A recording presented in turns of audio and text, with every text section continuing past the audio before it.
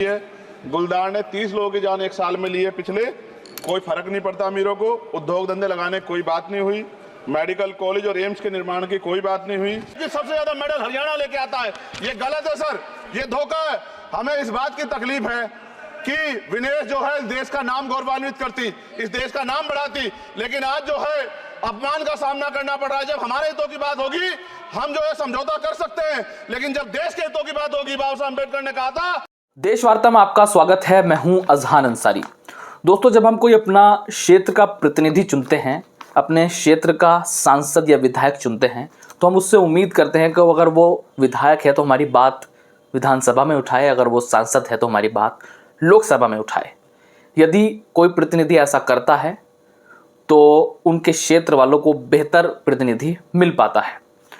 तो कहीं ना कहीं नगीना लोकसभा वासियों को भी एक ऐसा सांसद मिल गया है, एक ऐसा प्रतिनिधि मिल गया है जो लगातार उनकी आवाज़ देश की संसद में उठा रहा है और लगातार उन समस्याओं को रख रहा है, उनकी आवाज़ को बुलंद कर रहा है संसद के अंदर। जी हाँ, हम बात कर रहे हैं नगीना से सांसद चंद्रशेखर आज़ाद की। चंद्रशेखर आज़ाद लगातार लोकसभा में बोलते हुए नगीना के मसलों को उठा रहे हैं।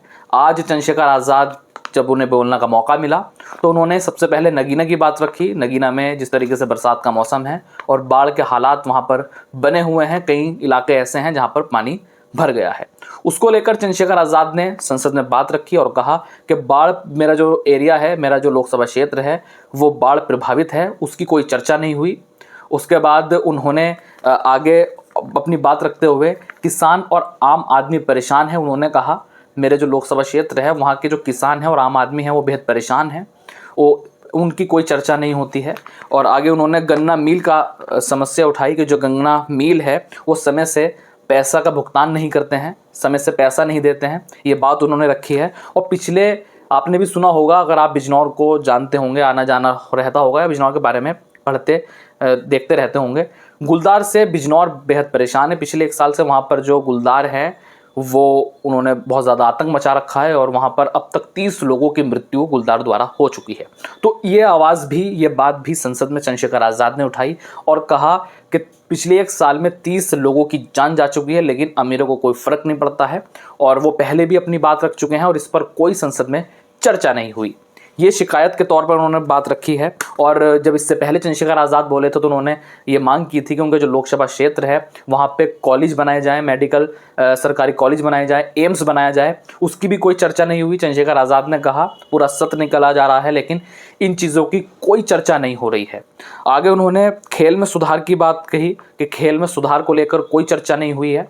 और उसके अलावा उन्होंने जो महत्वपूर्ण मुद्दा उठाया है वो ये है कि उत्तर प्रदेश को 4 विभागों में विभाजित किया जाए, यानी उत्तर प्रदेश को 4 भागों में बांटा जाए, ताकि उन्होंने बाबा साहब भीमराव अंबेडकर को लेकर ये कोट किया और उन्होंने कहा कि राज्य जितना छोटा होगा उतने ज़्यादा उसमें विकास के अवसर आएंगे। इस तरह उन्होंने, चंद्रशेखर आज़ाद ने उत्तर प्रदेश को 4 विभागों में बांटने की मांग की। और आखिरी में वो बोलते हुए उन्होंने जो रेसलर हैं जो ओलंपिक में कुश्ती में डिस्क्वालीफाई हो गई हैं, विनेश फोगाट, उनका मुद्दा उन्होंने उठाया और उन्होंने सिस्टम पर बड़े सवाल खड़े किए हैं। उन्होंने कहा कि कैसे उनका वेट बढ़ा, क्या सिस्टम को पता नहीं चला, क्या सिस्टम की कहीं ना कहीं लापरवाही नहीं है। और उन्होंने संसद में ये बात कही कि जब विनेश फोगाट हमारी बहन है, वो सिर्फ हरियाणा की बेटी नहीं है, वो पूरे देश की बेटी है, जब वो इंडिया लौटें, जब वो भारत लौटें तो उनका सम्मान होना चाहिए, देश की संसद में उनका सम्मान होना चाहिए।